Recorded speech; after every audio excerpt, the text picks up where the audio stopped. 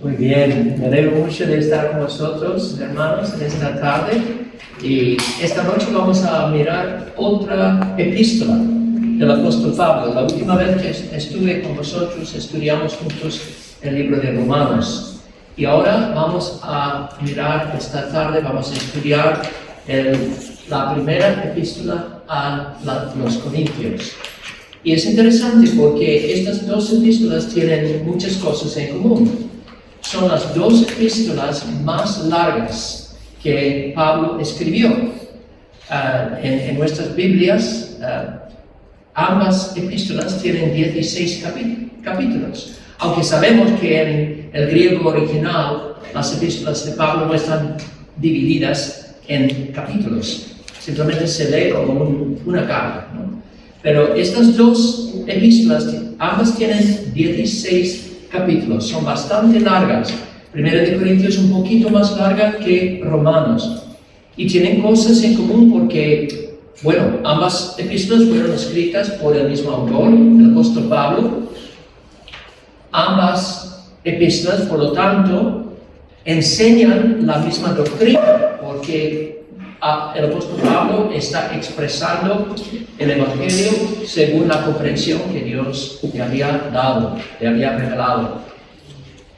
Entonces son parecidas y al mismo tiempo son muy diferentes, porque tienen diversos propósitos. En Romanos, Pablo está a punto de viajar a Roma, o por lo menos quiere viajar a Roma en el futuro. Entonces escribió Romanos para explicar el Evangelio que él predicaba en todo el mundo, para que los romanos pudieran entender, antes de que él llegara, cuál era el Evangelio que él predicaba. Entonces, todo el enfoque del libro de Romanos está en el Evangelio, en explicar teológicamente la obra de Cristo, y porque todos los seres humanos necesitamos el don de la justicia que solamente Cristo nos puede dar. Como dice Pablo en Romanos, ¿no? El Evangelio es el poder de Dios, porque en el Evangelio se revela la justicia de Dios, que es la justicia de Cristo mismo, que es nuestra por la fe.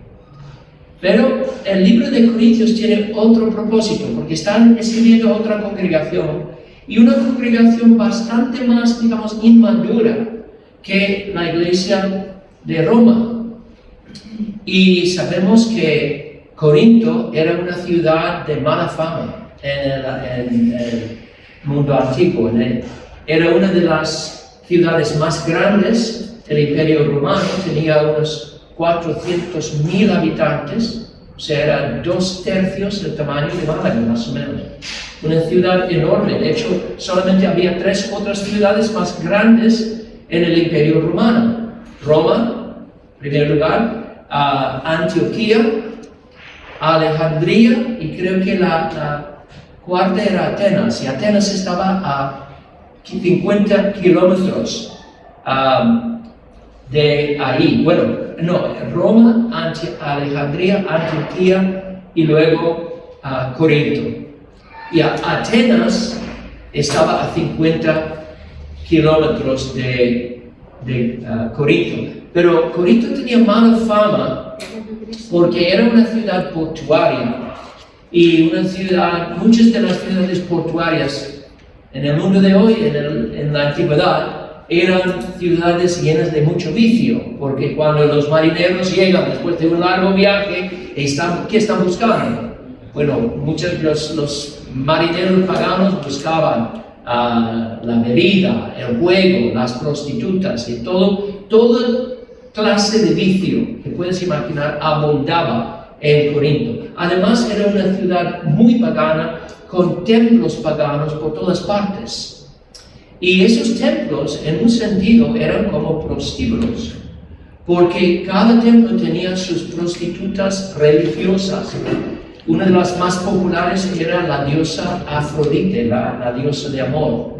Entonces, ese era el trasfondo de los miembros de la iglesia de Corinto. Antes de conocer a Cristo, antes de conocer el Evangelio, muchos de ellos estaban involucrados en estos negocios, en este estilo de vida, Y Pablo lo va a decir en esta carta, ¿no? En Romanos 6. Él dice, no erréis ni los fornicarios, ni los idólatras, ni los adúlteros, ni los efeminados, ni los que se echan con varones, ni los ladrones, ni los avaros, ni los borrachos, ni los maldicientes, ni los estafadores heredarán el reino de Dios. Y esto erais algunos, mas ya habéis sido lavados, ya habéis sido santificados, ya habéis sido justificados en el nombre del Señor Jesús y por el Espíritu de nuestro Dios. Entonces los corintios, muchos de ellos venían de un trasfondo muy inmoral, muy entregado a los vicios. Entonces era una iglesia en la que muchos estaban todavía luchando con tentaciones, vicios, y Pablo vio mucha inmadurez en los corintios y tiene que en algunas ocasiones reprenderlos, en algunas ocasiones exhortarlos, pero los trata con tanta ternura. Y vemos esto, por ejemplo, al principio, porque lo primero que hace es dar gracias por ellos. Dice, gracias doy a mi Dios siempre por vosotros, por la gracia de Dios que os fue dada en Cristo Jesús. 1 Corintios 1, 5, porque en todas las cosas fuisteis enriquecidos en Él, en toda palabra y en toda ciencia, así como el testimonio acerca de Cristo ha sido confirmado en vosotros, de tal manera que nada os falta en ningún don, esperando la manifestación de nuestro Señor Jesucristo, el cual también os confirmará hasta el fin, para que seáis irreprensibles en el día de nuestro Señor Jesucristo. Entonces vemos aquí que la perspectiva de Pablo hacia los corintios era una perspectiva fundamentalmente positiva, porque él sabía que venían de un trasfondo muy difícil, muy complicado, muy pecaminoso, y estaban todavía en el proceso de ser liberados y limpiados de todos estos vicios, pero habían confiado en el Señor, y el Señor había comenzado una obra de transformación. Así que Pablo lo reconoce al principio de esta carta. Voy a decir una cosa más sobre esta carta, porque aunque se llama Primera de Corintios, sabemos que es la segunda carta que Pablo les escribió, porque hace referencia a otra carta en el capítulo 5, otra carta que les había enviado antes. Pero entre la primera carta y esta carta, un grupo de personas habían llegado a Pablo de Corinto, que pertenecían a un grupo que se reunía en la casa de uno que se llamaba Chloe. Y le habló a Pablo acerca de los problemas que había en la iglesia, porque había problemas de conflictos que surgían de la inmadurez de los corintios, divisiones, facciones. Entonces, Pablo en esta epístola, una cosa que quiere dejar muy claro, es la base de su unidad en el Señor. Porque estaban dividiéndose en grupitos. Y quiere que comprendan cuál es la base, cuál es el fundamento de nuestra unidad en el Señor. Y les va a llamar a la santidad. Quiere que ellos comprendan que no deberían convertir la gracia de Dios en una excusa para vivir como vivían antes. No, tienen que buscar la santidad, porque Dios les ha hecho nuevas criaturas en Cristo. Tienen una nueva identidad en Cristo. No pueden vivir como vivían antes, como paganos. Tienen que vivir en novedad de vida. Entonces, como esta epístola no está dividida en capítulos, sino tiene, digamos, una organización muy informal. O sea, no es como Romanos. En Romanos hay una línea de pensamiento muy lógica. Pablo desarrolla un argumento teológico, pero de forma muy lógica. Aquí no. Aquí simplemente pasa de un tema a otro, pero son temas prácticos. Entonces, él está tratando con situaciones prácticas en la vida de los corintios. Y aquí ves una lista de los problemas que él trata en esta epístola. facciones, en primer lugar, como he mencionado, sabiduría mundana que estaba entrando en la iglesia, conducta poco ética e inmoral. Luego esta instrucción sobre el matrimonio y el celibato, sobre los ídolos, confusión y desorden, sobre todo respecto al papel de las mujeres en la iglesia. Algunas de las mujeres estaban interpretando mal la nueva libertad que tenían en Cristo. La cena del Señor, los dones espirituales, y luego incredulidad con respecto a la resurrección, que a nosotros nos asombra. ¿Cómo pueden cristianos poner en duda la resurrección? Es la doctrina fundamental de nuestra fe. Pero había personas en esa iglesia, y vamos a ver la razón, que estaban incluso poniendo en duda la doctrina de la resurrección, sobre todo la resurrección final de la historia, cuando Dios va a resucitar a todos los que han vivido para juzgar a todos conforme a sus obras. Y algunos están poniendo en duda esto. Y Pablo les explica que no pueden tirar por tierra. Esta doctrina es esencial, es fundamental. Entonces vamos a pasar rápidamente para ver los varios problemas que él toca, empezando con las facciones. ¿Y qué pasaba aquí? Bueno, los corintios venían de muchos trasfondos. Era una iglesia muy diversa, compuesta de judíos y gentiles, personas de trasfondo judío, personas de trasfondo gentil, y quizá de diversas naciones incluso. Como sabemos aquí en Málaga, una ciudad grande atrae personas de diversos países. De hecho, yo creo que por eso este Cristo es tan relevante para la situación en Málaga ahora, porque Corinto era una ciudad muy multicultural. Y como sabemos que cuando tienes una congregación compuesta de una diversidad de personas de diversos trasfondos, es muy fácil que las personas empiezan a dividirse en grupitos basados en sus preferencias personales. Y en este caso estaban girándose alrededor de su predicador favorito, porque varios predicadores habían ido a Corinto y habían predicado, y cada uno tenía sus rasgos distintivos. Pablo, por ejemplo, era el teólogo profundísimo, el más profundo de todos, ¿no? Incluso Pedro, en su segunda epístola, cuando describe las epístolas de Pablo, él dice, él habla de cosas difíciles de entender. Pedro, en cambio, era un pescador en su trasfondo, ¿no? Y un fiel discípulo de Cristo. Y sus epístolas están llenas de instrucción práctica sobre la vida. Cómo se glorifica a Cristo en la casa. Cómo se glorifica a Cristo en el trabajo. Cómo se glorifica a Cristo ante las autoridades, etc.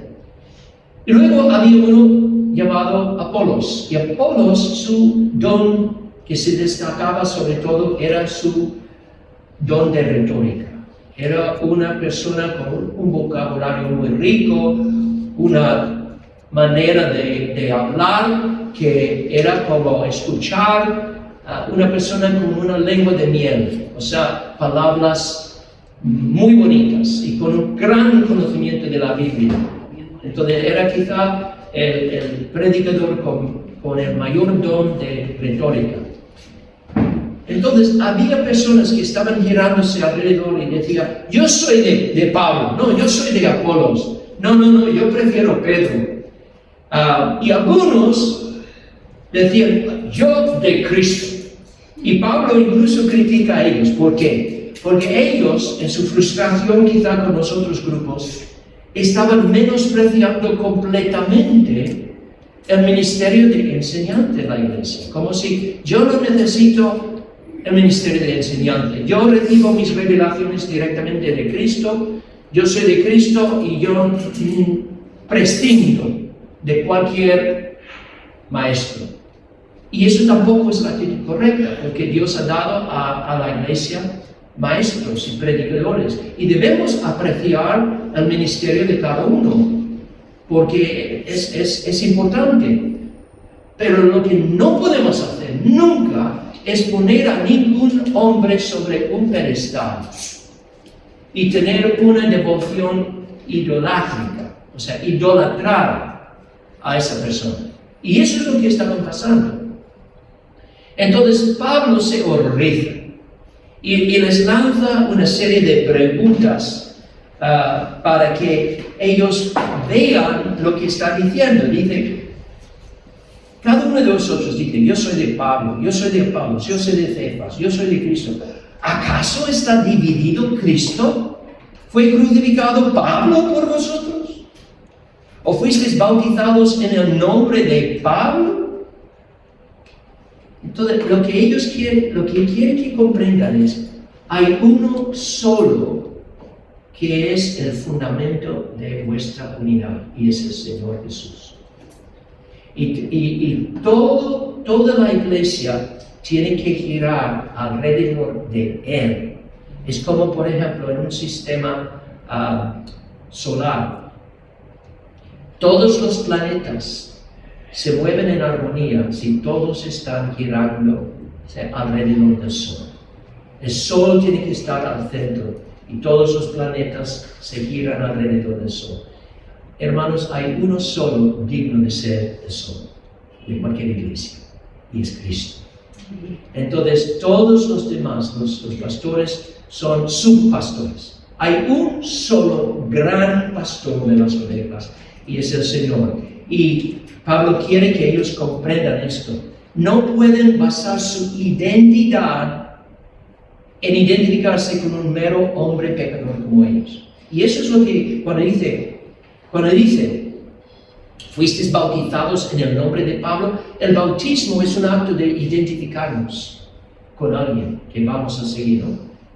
Con Jesús. Nos identificamos con Jesús, nos bautizamos en el nombre de Jesús, en el nombre del Dios Trino, pero estamos identificándonos con Él, porque pertenecemos a Él y no a ningún otro. Y entonces, esa es la idea de que nosotros tenemos que definirnos por Cristo, no por ningún mero hombre. Y esto le lleva al segundo tema que vemos aquí, que es la sabiduría mundana, porque Él les recuerda cómo llegó a ellos la primera vez para predicarles el Evangelio. Y cuando llegó, dice, vine con temor, con un sentido de mi propia debilidad, pero estaba comprometido a proclamar a Cristo y Él crucificado. Entonces, Él habla de Cristo, es el poder y la sabiduría de Dios. Dice, la palabra de la cruz es locura a los que se pierden, pero a los que se salvan, esto es a nosotros, es poder de Dios. Y luego el capítulo 2, el versículo 1. Así que, hermanos, cuando fui a vosotros para anunciaros el testimonio de Dios, no fui con excelencia de palabras o de sabiduría, pues me propuse no saber entre vosotros cosa alguna, sino a Jesucristo y a este crucificado. Y estuve entre vosotros con debilidad y mucho temor y temblor, y mi palabra ni mi predicación fue con palabras persuasivas de humana sabiduría, sino con demostración del Espíritu y de poder, para que vuestra fe no esté fundada en la sabiduría de los hombres, sino en el poder de Dios. Lo que Pablo está diciendo es, cuando yo fui a establecer la iglesia en Corinto, por la gracia de Dios, yo tuve mucho cuidado en echar el único fundamento sólido para una iglesia, y es el Evangelio. ¿Y por qué es el único fundamento? Porque es una revelación de lo alto. El Evangelio no es del hombre, es de Dios. Y ha llegado a este mundo por revelación divina. Entonces, el Evangelio trasciende nuestra comprensión. Podemos entenderlo, pero todo lo que tiene que ver con el Evangelio trasciende nuestra plena comprensión. O explícame tú cómo Dios puede ser uno y tres a la vez. Es algo que sobrepasa nuestro conocimiento. ¿Cómo puede una persona ser Dios y hombre a la vez? lo creemos, pero no lo podemos explicar. Y es porque está más allá de nuestra comprensión. Y lo que Pablo está diciendo es que cuando se pierde la vista de Cristo, entonces inevitablemente las personas intentan sustituir otra cosa humana en el lugar de Cristo como base de la iglesia, base de la unidad. Sea una personalidad, un predicador carismático, la sabiduría humana, todos los fórmulas humanas para hacer crecer la iglesia. No. Pablo no dependía de ninguna fórmula, no dependía de la sabiduría humana, no dependía de nada. Dependía del poder de Dios y la verdad revelada de Dios. Y solamente lo proclamaba. Ahora, eso no quiere decir que no razonaba con la gente. Leemos en otros pasajes que cuando llegaba a una ciudad, iba a la sinagoga e intentaba persuadir a las personas acerca del Evangelio. Les mostraba de la Biblia que Jesús es el Cristo, que había muerto conforme a las Escrituras, había resucitado conforme a las Escrituras. Entonces, él sí intentaba persuadir, pero nunca apelaba a la razón humana como si fuera el juez supremo de la verdad. No. Nosotros no podemos sentarnos en el trono de árbitro supremo de la verdad. Si vamos a aceptar el Evangelio, tenemos que aceptarlo como una revelación divina, como un todo. Pero Dios sí nos ha dado pruebas, muchas pruebas inconfundibles, confirmando el Evangelio. Y Él está diciendo básicamente a los corintios, si vosotros mantengáis la vista en Cristo y en el Evangelio, veréis que no hay lugar para divisiones. Son basadas en sabiduría humana, basadas en personalidades, preferencias. No.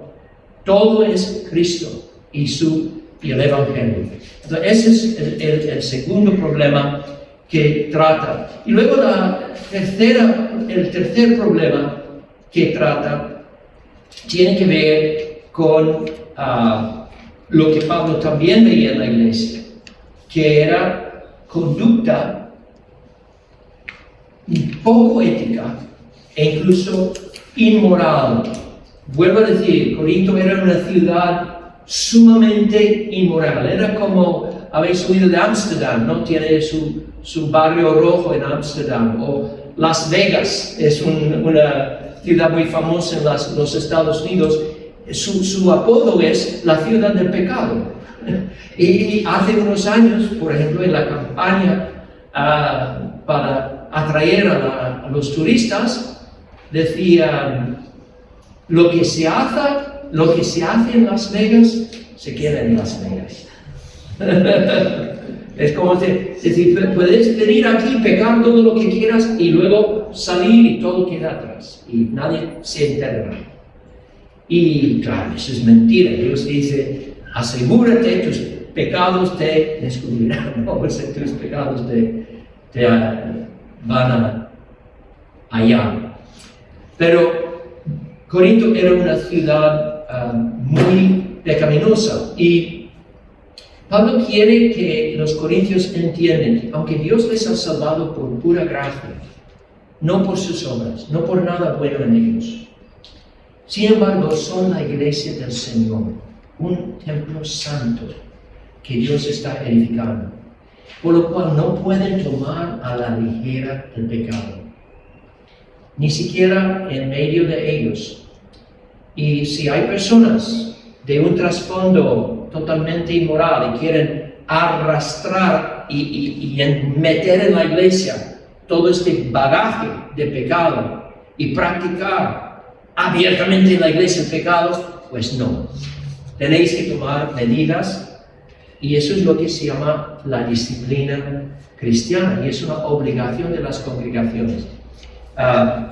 La situación en Corinto es que había un hombre que estaba en una relación romántica con su madrastra. Y este era algo escandaloso. Pero ¿qué hacían en Corinto?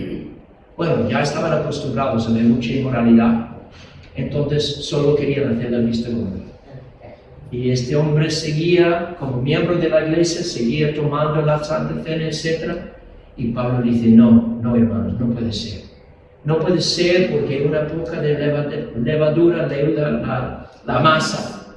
Y vosotros sois el santo templo del Señor y tenéis que excomunicar a esa persona. Pablo usa una expresión bastante fuerte, dice entregarlo a Satanás. ¿Qué quiere decir eso? Quiere decir simplemente, este hombre está escogiendo aferrarse a prácticas rebeldes, está escogiendo en ese sentido el camino del gran rebelde de Satanás, así que entrégale a ese camino.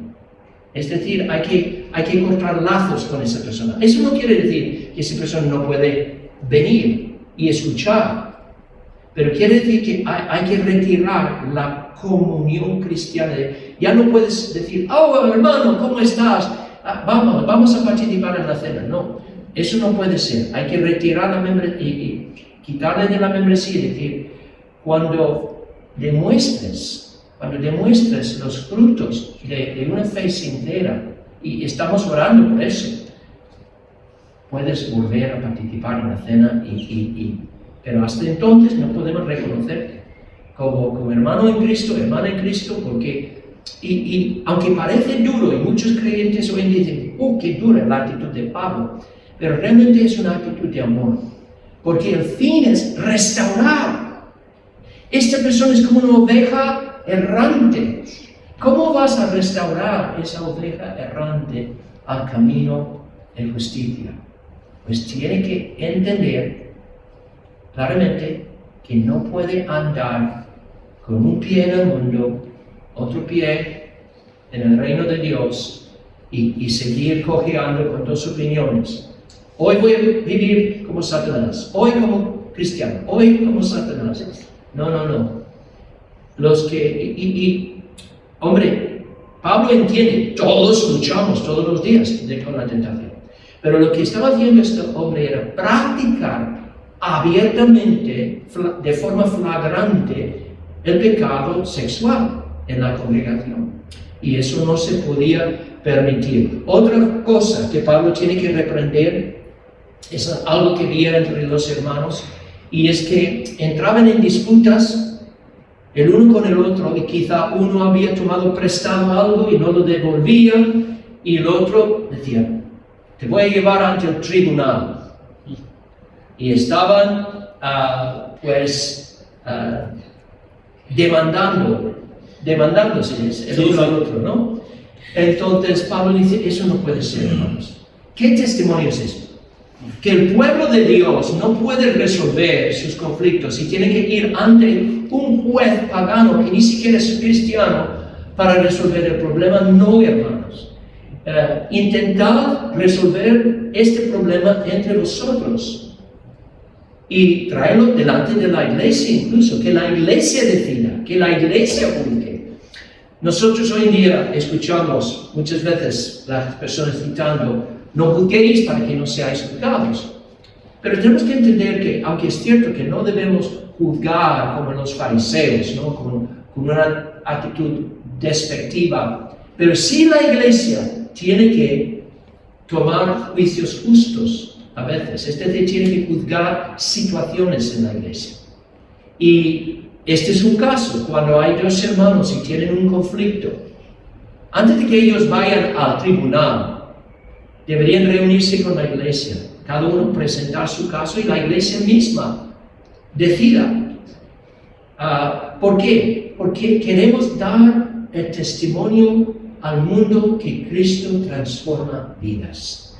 Cristo transforma corazones. Cristo nos llena del amor fraternal.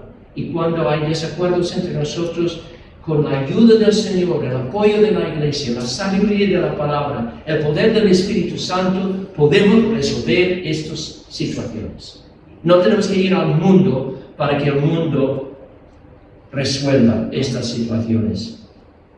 Y luego, al final del capítulo 6, Pablo habla de otro problema que veía, y ya está muy relacionado con el problema que hemos visto del hombre que tenía una relación íntima con su madrastra, y es que aparentemente había personas todavía quizá tentadas a asistir a esos templos donde había prostitutas.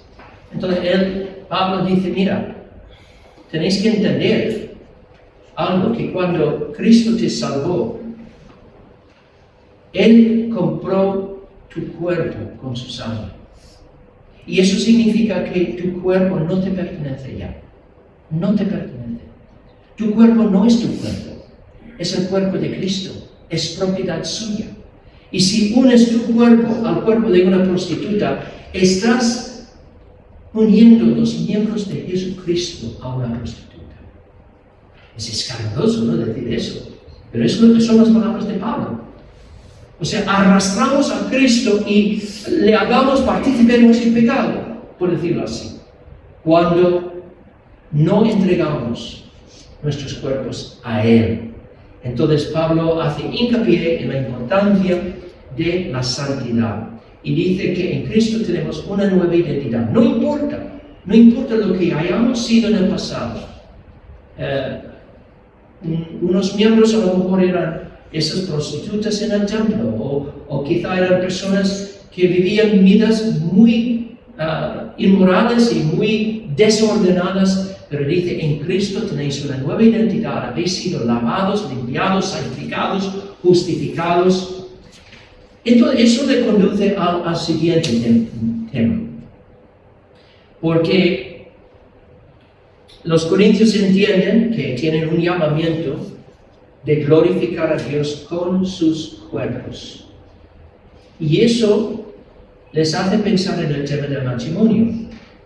Porque algunos a lo mejor estaban pensando, mira, he vivido una vida tan disoluta en el pasado que a lo mejor no debería ni siquiera casarme. Vivir simplemente sin tener ninguna relación sexual con nadie, vivir una vida de celibato.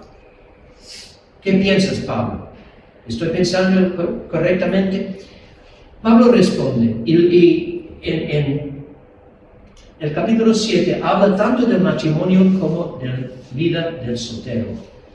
Y dice básicamente que ambos estilos de vida son lícitos y legítimos para un creyente. O sea, uno puede servir a Cristo como una persona casada, o uno puede servir a Cristo como un soltero. Y ningún estado es en sí más santo que el otro, o más puro, o más espiritual. Podemos vivir una vida espiritual como persona casada o como persona soltera. Pero sí Pablo quiere que comprendamos ciertas cosas. Primero, que en una sociedad hipersexualizada, como es la sociedad nuestra y también de Corinto, que para la mayoría de las personas es un peligro quedarse soltero por las tentaciones. Dice, para no caer en la fornicación, que cada uno tenga su pareja.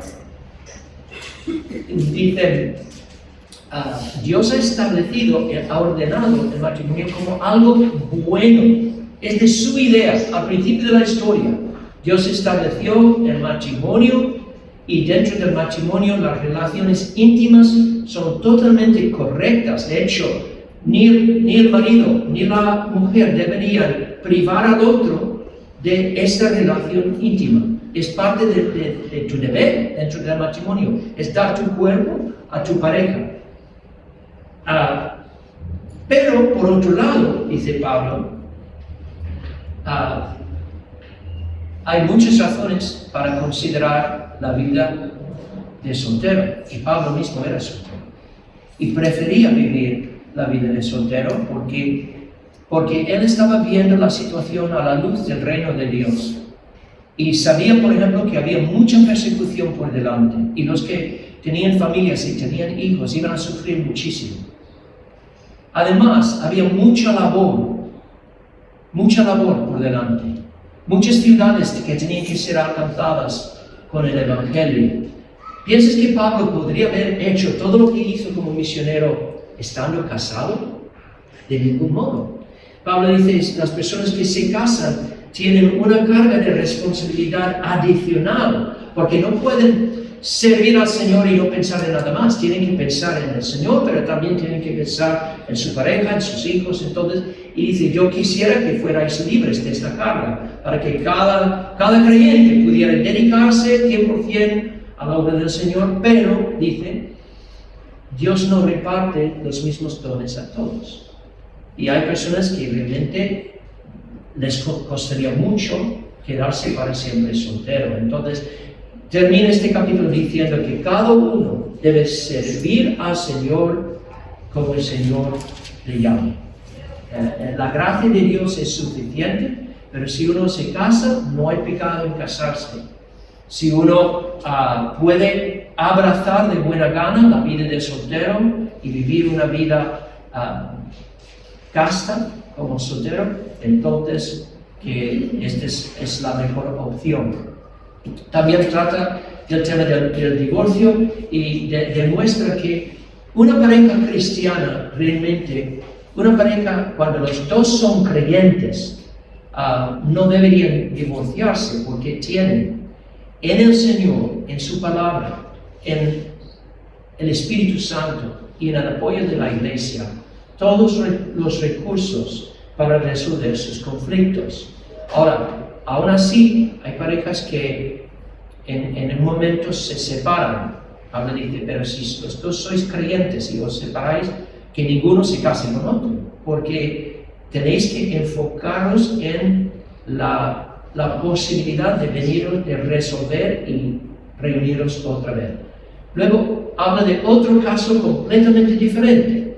Un creyente que se encuentra casado con una no creyente, o al revés, una creyente casada con un no creyente. Y esto era una situación muy común, porque cuando el Evangelio entraba en el mundo pagano y una pareja pagana escuchaba el Evangelio, muchas veces uno se convertía y el otro no. Entonces la pregunta a algunos que decían, mira, yo no tengo nada en común ahora con mi pareja a nivel espiritual, ¿debería marcharse? Pablo dice, no deberías iniciar el divorcio, porque ¿quién sabe lo que Dios puede hacer? Puede hacer tu marido santo. Exactamente. El matrimonio en sí es un vínculo sagrado. El hombre no debería romper este vínculo. Entonces, si te encuentras en un matrimonio espiritualmente mixto, ora al Señor que te dé la gracia para vivir una vida piadosa delante de tu pareja, y quizá el Señor te va a usar para la conversión de tu pareja. Ahora bien, dice, si la persona no creyente de ningún modo quiere quedarse contigo y se marcha definitivamente, que se marche. Y en ese caso no estás bajo yugo de servidumbre.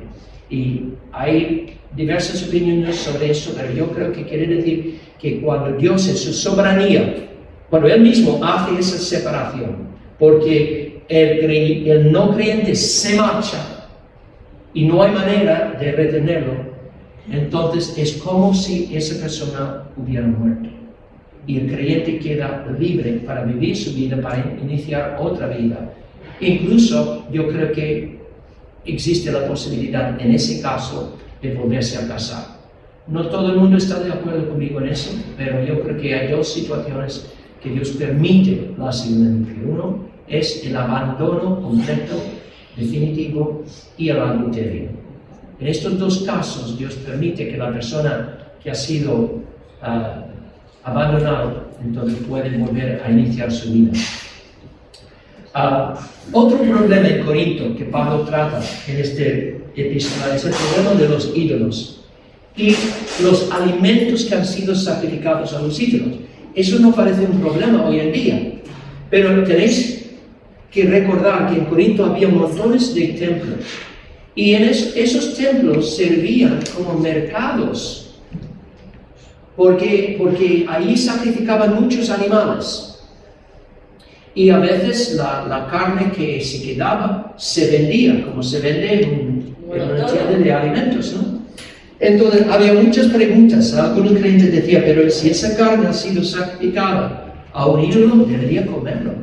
A lo mejor me voy a contaminar. Algunos tenían la idea de, por comer la carne de un animal que ha sido sacrificado a un ídolo, pues el espíritu detrás de ese ídolo se va a empoderar de mí, o va a entrar en mi espíritu y contaminarme. A lo mejor no debería tocar ni comer esa carne. ¿Cómo responde Pablo? Él dice, mira, todos los cristianos tenemos conocimiento y todos sabemos que hay un solo Dios verdadero. Un solo Dios verdadero.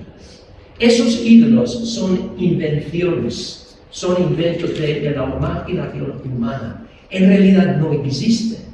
Es cierto que hay un poder demoníaco detrás, pero Zeus no existe.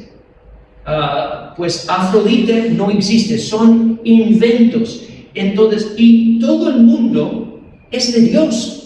Dios es el creador de todo. Así que no importa la historia de esa carne, no tienes que preocuparte por la historia de esta carne, de dónde ha venido. La carne no tiene poder para contaminarte. O sea, nada que Dios ha creado te puede contaminar. Así que estás libre.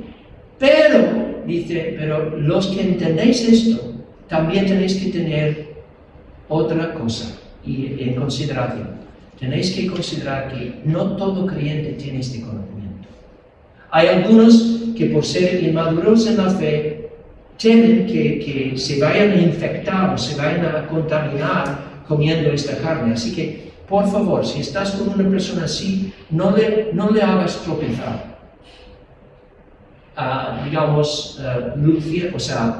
Mostrando tu libertad delante de esa persona y comiendo lo que le va a ofender, y quizá a lo mejor vas a sentirse presionada para comer contigo, pero no lo hace con buena conciencia. Así que toda nuestra conducta tiene que ser gobernada por el amor, sobre todo. Aunque yo tengo total libertad de comer cualquier alimento, pero si noto que mi hermano tiene, digamos, un conflicto de conciencia y puedo hacerle daño comiendo libremente esto en su presencia, sobre todo si estoy presionándole a participar conmigo, pues no lo hagas. Por amor a su alma, por amor a su conciencia tierna, refrena de comer. Entonces, Pablo quiere que entendamos que en Cristo tenemos gran libertad. No estamos bajo reglas minuciosas diciendo no toques eso, no comas eso, no. Pero nuestra conducta tiene que ser gobernada por el amor. Y luego Pablo empieza a pasar al tema en el capítulo 11 y 12, 13 y 14. Está hablando en términos generales sobre el tema del culto, que se rinde a Dios y la adoración a Dios. Y está tocando varios problemas. Y un problema vemos en este capítulo, que es un capítulo también con cosas controversiales, de todos los creyentes interpretan todo igual, pero habla del tema del atavío de las mujeres. Tenemos que entender el contexto histórico de este pasaje, que yo creo que el contexto histórico arroja luz sobre lo que está pasando aquí. Primero, tenemos que recordar la situación muy baja de las mujeres en el mundo antiguo. Ocupaban en el mundo antiguo, antes de la llegada del cristianismo, las mujeres en el Imperio Romano ocupaban un lugar muy bajo en la sociedad. Por ejemplo, las mujeres prácticamente no tenían ningún control sobre el tema del matrimonio. Se casaban con la persona que los padres elegían. Se casaban a una edad muy temprana, quizá 13 años, a un hombre 2 veces de edad. O sea, una chica de 13 casándose con un hombre de 24, 25, 26 años.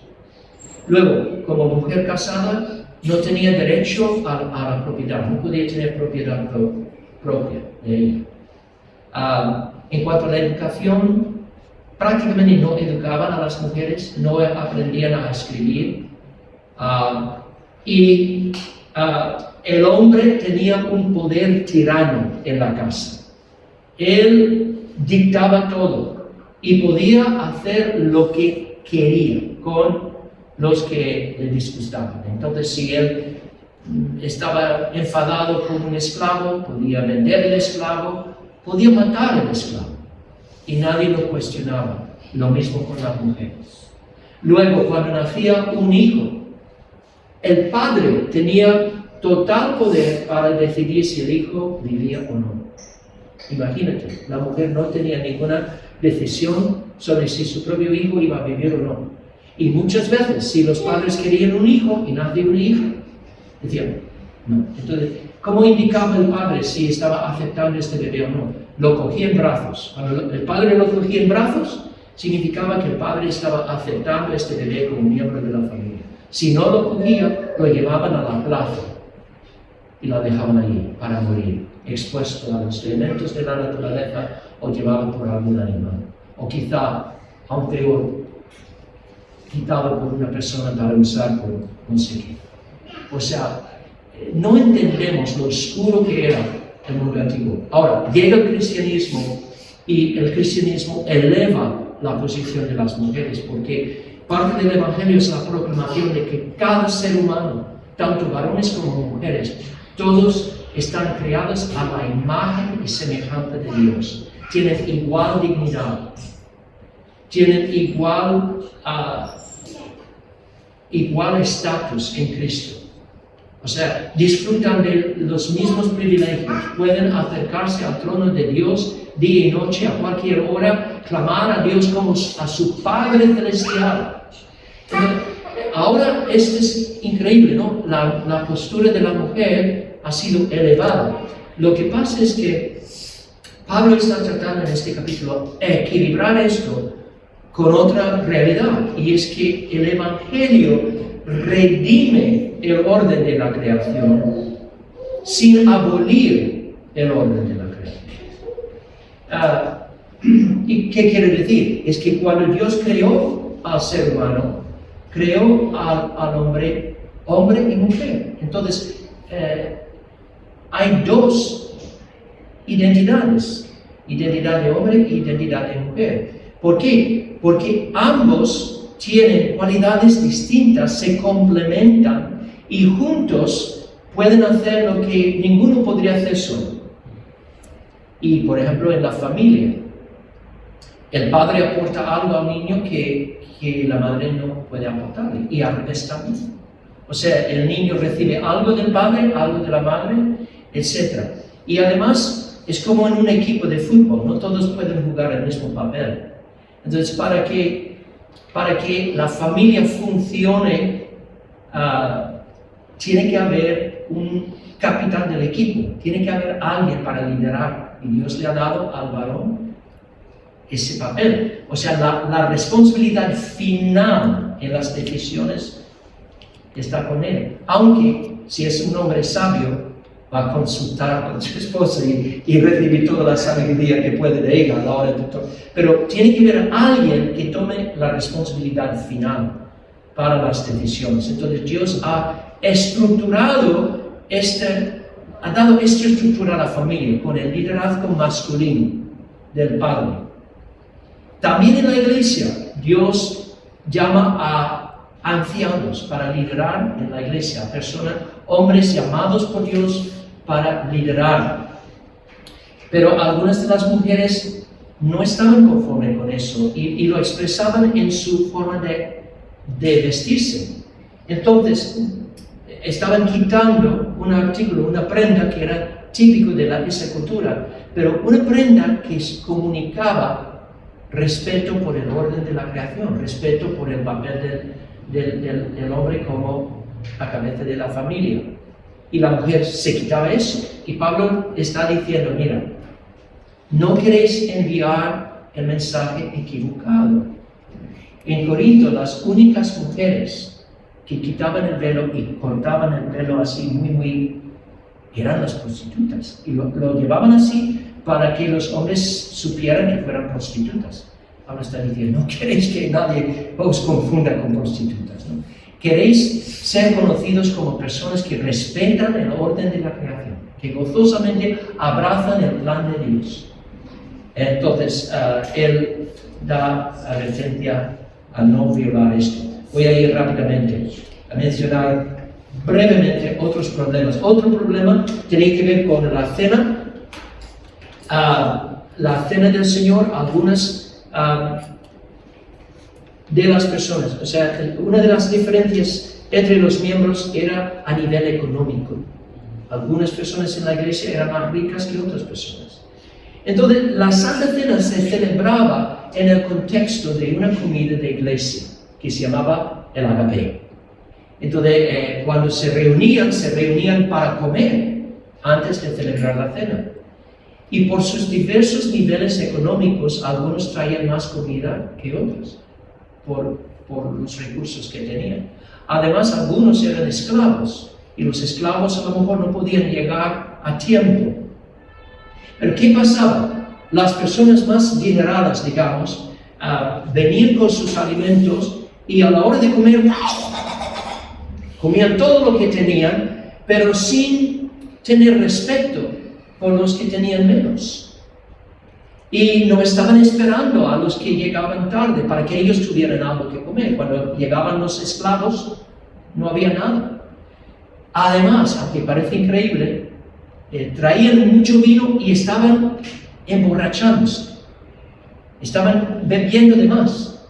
Entonces Pablo tiene unas palabras de reproche. Dice, mira, vosotros os habéis reunido para celebrar una cena sagrada, santa. Así que tenéis que ser conscientes de las necesidades, compartir los alimentos, que nadie quede sin comer, que nadie se emborrache, que cada uno sea consciente del carácter sagrado de lo que estáis haciendo. Y luego pasa de ahí de hablar sobre los dones. Sabemos que había muchos dones. En el primer siglo Dios repartió muchos dones y creo que Dios todavía reparte dones, aunque creo que había ciertos dones más visibles, más evidentes en el primer siglo, porque Dios estaba confirmando la verdad del Evangelio con prodigios y milagros. Entonces se veía a menudo sanidades, profecías, lenguas, traducción de lenguas. Entonces, y Pablo, no tengo tiempo para entrar en todo, pero Pablo habla sobre todo otra vez de la importancia del orden. El Dios a quien servimos es un Dios de orden. Entonces, lo que estaba pasando es que algunos estaban hablando y otro empezaba a hablar, interrumpiendo, y cada uno gloriándose en su don. Y Pablo les recuerda, los dones no son para el orgullo del hombre, no es para que yo me enorgullezco de mi don espectacular que ningún otro tiene, no. Todos los dones son para el servicio de la iglesia, tienen que ser usados con humildad para servir a la iglesia. Y finalmente, voy a tocar el último tema, en el versículo 15. Entonces Pablo habla de los dones entre los versículos 12, del capítulo 12 al 14. Y finalmente, en el capítulo 15, toca otro problema más, y es que algunos de los corintios, como dije al principio, estaban poniendo en duda la resurrección de los muertos. ¿Cómo pasaba eso? Pues Corinto era una ciudad griega, y una cosa acerca del pensamiento de los griegos, la filosofía griega y las religiones paganas de los griegos, es que ellos tenían una actitud, veían el cuerpo como algo despreciable. Algunos de los filósofos describían el cuerpo humano como la jaula del alma. El alma es como un pajarito atrapado en una jaula. Entonces, o como la cárcel del alma. Este es como un cárcel. Veían el cuerpo como algo despreciable. Entonces, cuando escuchaban acerca de la resurrección del cuerpo, se reían. Pero ¿quién quiere tener el cuerpo para toda la eternidad? Mucho mejor librarse del cuerpo y vivir como un espíritu flotando en el aire, ¿no? Y no volver a estar en un cuerpo. Así que se reían de la idea de la resurrección del cuerpo. Y algunos de los creyentes estaban asimilando esta actitud y estaban poniendo en duda la resurrección. Y Pablo dice, mira, no podéis jugar con el Evangelio. El Evangelio dice que Cristo ha venido para redimir al ser humano, todo el ser humano, para redimir nuestro espíritu y para redimir nuestro cuerpo y darnos un cuerpo perfecto y glorioso que va a durar para toda la eternidad. Y vuelvo a decir, no podéis jugar con el Evangelio, no podéis editar el Evangelio y quitar parte. Viene como un todo. Y dice, si no hay resurrección, entonces tenéis que considerar las consecuencias. Si no hay resurrección del cuerpo, Cristo no resucitó. Si Cristo no resucitó, no hay evangelio que predicar. Si Cristo no resucitó, además los apóstoles son mentirosos, porque ellos han testificado que resucitó. Y son blasfemos porque están atribuyendo a Dios una obra que no ha hecho. Si Cristo no resucitó, los creyentes que han confiado en Cristo y han muerto, han perecido para siempre. Nunca los vamos a ver. Si Cristo no resucitó, entonces vana es nuestra fe.